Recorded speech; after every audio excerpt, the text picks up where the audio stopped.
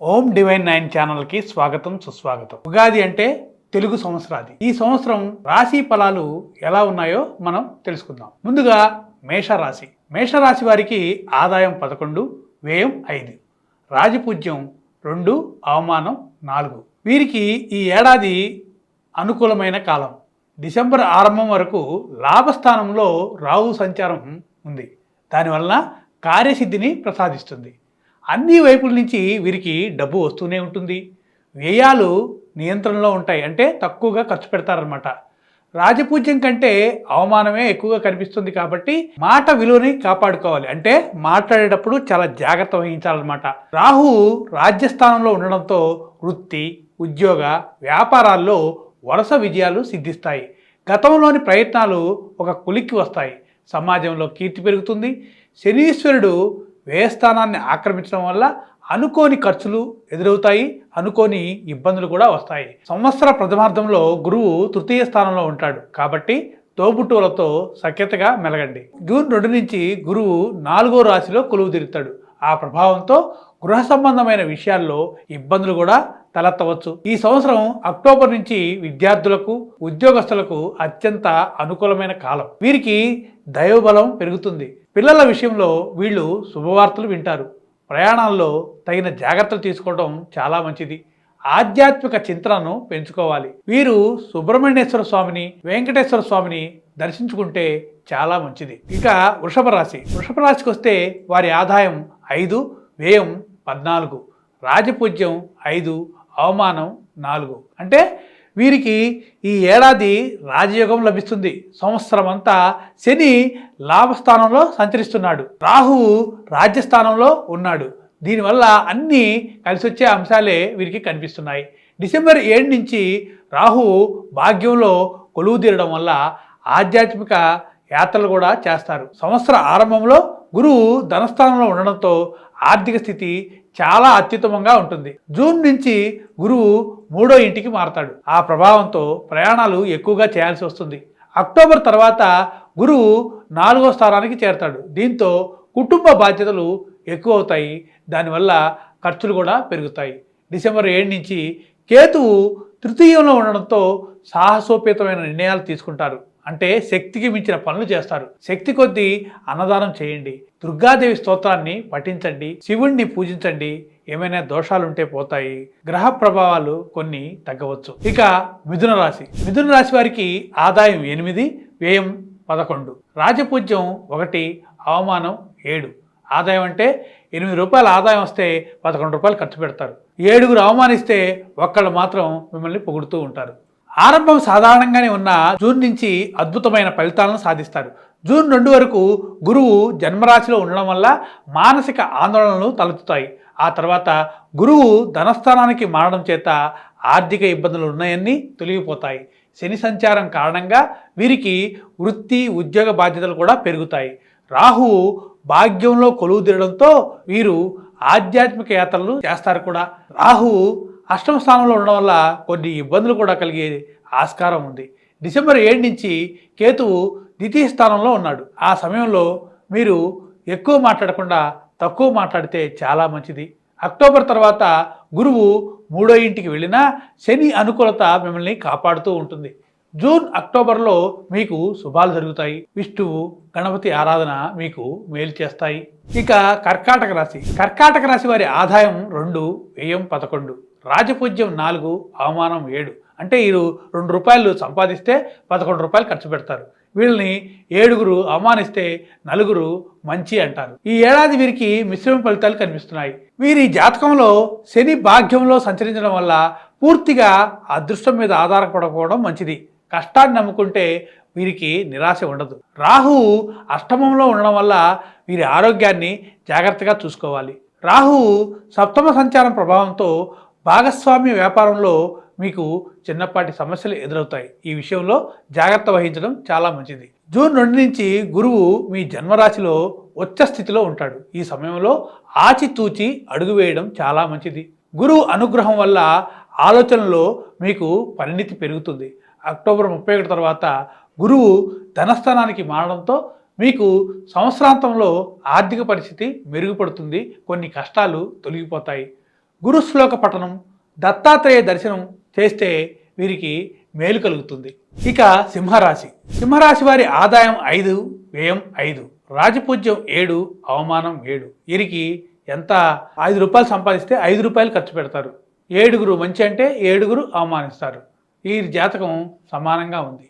ఈ సంవత్సరం వీరి ప్రయత్నాన్ని బట్టి వీరికి ఫలితాలు ఉంటాయి. ఈ ఏడాదంతా అష్టమ శని ప్రభావంతో వీరు చేసే పనుల్లో జాప్యం ఉంటుంది, అంటే ఆలస్యం అవుతూ ఉంటుంది అనమాట. జూన్ 2 వరకు గురువు లాభస్థానంలో ఉండడం వల్ల వీరికి అనుకూలత కల్పిస్తుంది.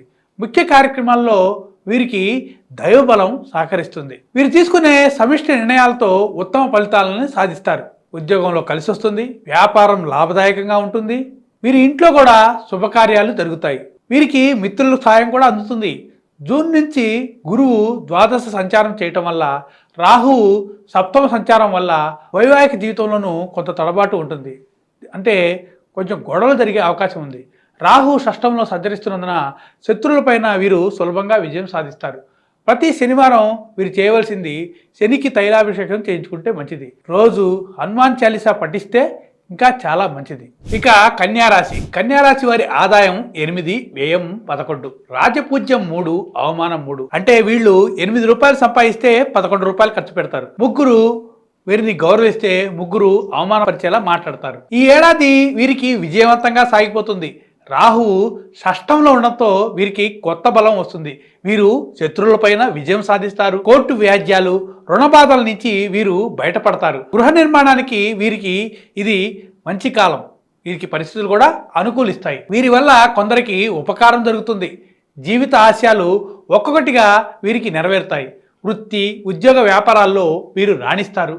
పోటీ పరీక్షల్లో విజయాలు కూడా సాధిస్తారు. వీరికి రాహు డిసెంబర్ నుంచి పంచమంలో ఉన్న కారణంగా పిల్లల మంచి చెడుల విషయంలో వీరు శ్రద్ధ వహించాలి, ఎక్కువ శ్రద్ధ పెట్టాలి కూడా. జూన్ 2 నుంచి అక్టోబర్ 31 వరకు గురువు లాభస్థానంలో ఉచ్చ స్థితిలో ఉంటాడు. దీనివల్ల వీరికి ఏం జరుగుతుందంటే ధనయోగం, పదోన్నతులు వరిస్తాయి. అక్టోబర్ తర్వాత గురువు 12వ ఇంటికి వెళ్ళడం వల్ల శుభకార్యాలు చేపడతారు. కేతువు డిసెంబర్ వరకు ద్వాదశంలో ఉంటూ మానసిక చైతన్యాన్ని తగ్గిస్తాడు, అంటే మానసికంగా అంత యాక్టివ్గా ఉండరన్నమాట. ఆ సమయంలో వీరికి ఉన్న మనోబలం పెంచుకోవాలి, ఉత్సాహాన్ని పెంచుకోవాలి. మనోబలంతో పనులు చేస్తూ ఉండాలి. ఆ మనోబలం రావాలంటే ఏం చేయాలి? గణపతి దేవుణ్ణి పూజించాలి, రుద్రాభిషేకం చేయించుకోవాలి. అవన్నీ వీరికి మంచి చేస్తాయి. ఇక తులారాశి. తులారాశి వారి ఆదాయం 5, వ్యయం 14, రాజపూజ్యం 6, అవమానం 3. యాక్చువల్గా తులారాశి వారికి వారు సంపాదించేది 5 రూపాయలు అయితే 14 రూపాయలు ఖర్చు పెడతారు. కానీ వీరిని గౌరవించే వాళ్ళు ఎక్కువ, అవమానించే వాళ్ళు తక్కువ. ఈ ఏడాది వీరి జీవితంలో అనేక విజయాలు వరిస్తాయి. శని షష్టంలో సంచరించడం వల్ల వీరు తీసుకునే నిర్ణయాలకు తిరుగుండదు. ఒక రకంగా అయితే వీరికి రాజయోగం సూచిస్తుంది. జూన్ 2 వరకు గురువు భాగ్యస్థానంలో ఉండడంతో తలపెట్టిన పనులు విజయవంతంగా పూర్తవుతాయి. వీరికి విదేశీయానం చేసే అవకాశం కూడా ఉంది. ఈ రాశి వారు ఉన్నత విద్యలకు ఇది తగిన సమయం. జూన్ నుంచి గురువు 10వ ఇంటికి మారినా వృత్తిలో మాత్రం స్థిరత్వం ఉంటుంది. ఈ దశలో ఏకాగ్రతగా ఉండడం చాలా అవసరం. కేతువు లాభస్థానంలో ఉండడంతో వీరు ఆధ్యాత్మిక ప్రయోజనాలని పొందుతారు. రాహువు పంచమ స్థానంలో ఉన్న కారణంగా వీరు పిల్లల వికాసం మీద దృష్టి పెట్టాల్సి ఉంటుంది. అక్టోబర్ తర్వాత గురువు లాభస్థానానికి చేరుకుంటాడు. దానివల్ల మంచి ఫలితాలు ఉంటాయి. వీరు దత్తాత్రేయ స్తోత్రం, గురు చరిత్ర పారాయణం చేసుకుంటే చాలా మంచిది. ఇక వృశ్చిక రాశి. వృశ్చిక రాశి వారి ఆదాయం 11, వ్యయం 5, రాజపూజ్యం 2, అవమానం 6. అంటే 11 రూపాయలు సంపాదిస్తే 5 రూపాయలు ఖర్చు పెడతారు. ఇద్దరు మాత్రమే గౌరవిస్తే 6 అవమానపరిచేలా మాట్లాడతారు. ఈ సంవత్సరం వీరికి మిశ్రమ ఫలితాలు ఉన్నా దైవ బలం వీరిని సదా కాపాడుతుంది. జూన్ 2 వరకు గురువు అష్టమంలో ఉండడం వల్ల వీరికి ఆర్థిక ఇబ్బందులు, ఆరోగ్య సమస్యలు ఒత్తిడికి గురి చేస్తాయి. కానీ జూన్ 2 నుంచి భాగ్యస్థానానికి రావడంతో ఉచ్చ స్థితి మొదలవుతుంది. శని పంచమంలో, రాహు చతుర్థంలో ఉండడం వల్ల గృహ వాతావరణంలో ప్రశాంతత లోపించే ప్రమాదం ఉంది. కొంచెం గొడవలు జరిగే అవకాశం ఉంది. వీరి పిల్లల చదువులపైన దృష్టి పెట్టాలి. రాహువు తృతీయ స్థానంలో ఉండడం వల్ల వీరికి కలిసి వచ్చే విషయం వల్ల కనిపిస్తుంది. కేతువు రాజ్యంలో ఉండడం వల్ల వృత్తి, ఉద్యోగాల్లో వీరికి నిబద్ధత పెరుగుతుంది. కానీ వీరికి రావాల్సిన గుర్తింపు తొందరగా రాదు, ఆలస్యం అవుతుంది. భాగ్య బృహస్పతి యోగం ఉత్తరార్ధంలో విద్యాపరమైన ఉన్నతిని ప్రసాదిస్తుంది. వీరు శివుణ్ణి పూజిస్తే చాలా మంచిది. రాహువుని ధ్యానం చేస్తే శుభం జరుగుతుంది, శుభకర విషయాలు వినాల్సి వస్తుంది. ధనస్సు రాశి. వీరి ధనస్సు రాశి వారికి ఆదాయం 14, వ్యయం 11, రాజపూజ్యం 5, అవమానం 6. 14 రూపాయలు సంపాదిస్తే 11 రూపాయలు ఖర్చు పెడతారు. 5గురు గౌరవిస్తే 6గురు అవమానపరిచేలా మాట్లాడతారు. అన్ని విధాలుగా వీరికి ఇది అనుకూలమైన సంవత్సరం. గురుబలం వల్ల ఈ ఏడాది ప్రారంభం చివరి భాగాల్లో మరింత మేలు జరుగుతుంది. శని చతుర్థ స్థానంలో ఉండడం అంటే అర్ధాష్టమ శని అన్నమాట. కొంతమేర ప్రతికూల ఫలితాలకు అది కారణమవుతుంది. పని ఒత్తిడి కారణంగా వీరికి మానసిక ప్రశాంతత లోపించే ప్రమాదం కూడా ఉంది. ఎట్టి పరిస్థితుల్లోనూ వీరు సహనాన్ని విడిచిపెట్టకూడదు.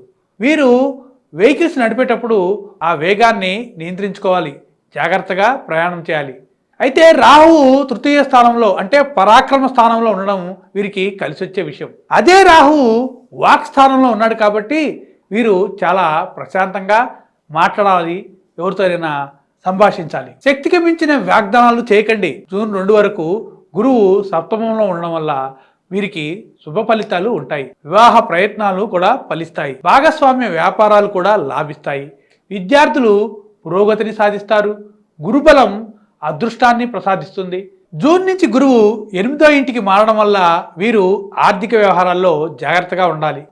వీరి సొంత బుద్ధితో నిర్ణయాలు తీసుకుంటే చాలా మంచిది.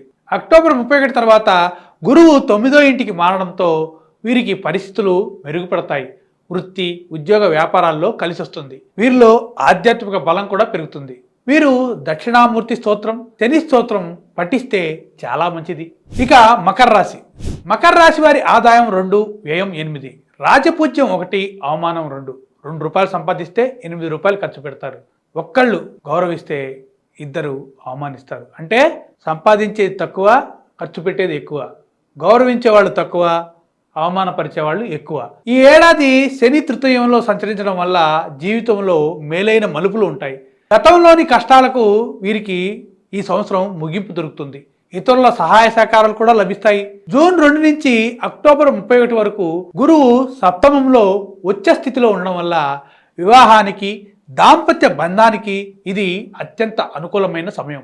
వ్యాపారాలకు లాభదాయకమైన సంవత్సరం. గురుబలం అనేది విద్యార్థులకు మేలు చేస్తుంది. వీరికి ఆదాయ వనరులు కూడా పెరుగుతాయి. ఆస్తిపాస్తులు ఇంకా వృద్ధి చెందుతాయి.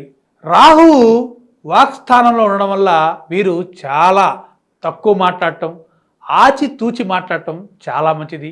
వచ్చే ఒత్తిడులకి దూరంగా ఉండండి, ఆ ఒత్తిడిని దూరంగా ఉంచండి. శారీరక, మానసిక ఆరోగ్యాలు జాగ్రత్త. కేతువు సప్తమ స్థాన ప్రభావంతో ఆలు మగల మధ్య అపార్థాలు పుట్టుకొచ్చే ప్రమాదం ఉంది. ఈ విషయంలో చాలా జాగ్రత్త వహించండి. జూన్ వరకు గురువు షష్టంలో ఉన్నందున ముందు జాగ్రత్తగా మీరు పొదుపు, మదుపు పాటించడం మేలు. అంటే సంపాదనని ఎంతవరకు దాచుకుంటే అంతవరకు మంచిది. మీరు చేయవలసింది దుర్గా స్తోత్రాన్ని పఠించాలి, గణపతిని పూజించాలి, సుబ్రహ్మణ్యేశ్వరుని కూడా పూజిస్తే వీరికి చాలా మంచిది. ఇక కుంభరాశి. కుంభరాశి వారి ఆదాయం 2, వ్యయం 8, రాజపూజ్యం 4, అవమానం 2. 2 రూపాయలు సంపాదిస్తే 8 రూపాయలు ఖర్చు పెడతారు. 4 మెచ్చుకుంటే 2 అవమానిస్తారు. ఈ ఏడాది సాధ్యమైనంత వరకు వీరికి సానుకూలంగానే ఉంది. సానుకూల ఫలితాలు కూడా వస్తాయి. వీరికి ఏలినాటి శని 2వ దశలో ఉండడం అనేది వీరికి శారీరక, మానసిక ఒత్తిడి కారణమవుతుంది. అంటే శారీరకంగా, మానసికంగా ఒత్తిడికి గురవుతారు. జూన్ 2 వరకు గురువు పంచమ స్థానంలో కొలువు తీరడం వల్ల వీరికి పుష్కలమైన దైవానుగ్రహం అందుతుంది, దొరుకుతుంది. అంది వచ్చిన ప్రతి అవకాశాన్ని వీరు సద్వినియోగం చేసుకుంటే చాలా మంచిది. విద్యార్థులు మరింత ఏకాగ్రతతో సాధన చేయాలి. జూన్ నుంచి గురువు 6వ ఇంటికి వెళ్ళడం వల్ల వీరికి రుణ సమస్యలకు ఆస్కారం కల్పిస్తుంది. అంటే రుణం ఇంతకుముందు ఏమైనా అప్పులు చేస్తుంటే అప్పులు వాళ్ళ బాధలు వీరికి ఎక్కువ అవుతాయి. శని ద్వితీయంలో ఉండడం వల్ల మీ ఆరోగ్యాన్ని కాపాడుకోవాలి. షష్టకేతువు శత్రువులపై విజయాన్ని అందిస్తాడు. అక్టోబర్ తర్వాత గురువు 7వ స్థానానికి రావడం వీరికి ఊరటనిచ్చే పరిణామం. అంటే వీరు ఏం చేయాలంటే ఆంజనేయ స్వామిని ఆరాధించాలి, నిత్యం రామనామాన్ని స్మరించాలి. చివరిగా మీనరాశి. మీనరాశి వారి ఆదాయం 14, వ్యయం 11, రాజపూజ్యం 7, అవమానం 2. 14 రూపాయలు సంపాదిస్తే 11 రూపాయలే ఖర్చు పెడతారు. 7 మంది పొగిడితే 2 మాత్రమే అవమానిస్తారు. అంటే చూసారా ఈ రాశి ఎంత బాగుందో. ఈ సంవత్సరం వీరికి ఆదాయం వస్తుంది, ఖర్చులు కూడా కొంచెం ఎక్కువగానే ఉంటాయి. ఈ ఏడాది ఏలినాటి శని ఉంది అంటే ఆ ప్రభావాన్ని నిలవరించడానికి సకల జాగ్రత్తలు తీసుకోవాలి వీరు. రాహువు ద్వాదశంలో సంచరించడం వల్ల నిద్రలేమి, దూర ప్రయాణాలు, వృధా వ్యయాలు తప్పకపోవచ్చు. తదుపరి దశలో లాభస్థానంలో రాహువు సంచారం వల్ల వీరికి కార్యసిద్ధి కలుగుతుంది, ఆర్థికంగా వెసులుబాటు కలుగుతుంది, దీర్ఘకాలిక ప్రయోజనాలు ఉంటాయి. జూన్ 2 నుంచి అక్టోబర్ 31 వరకు గురువు పంచమంలో ఉచ్చ స్థితిలో సంచరించడం వీరికి కలిసొచ్చే విషయం.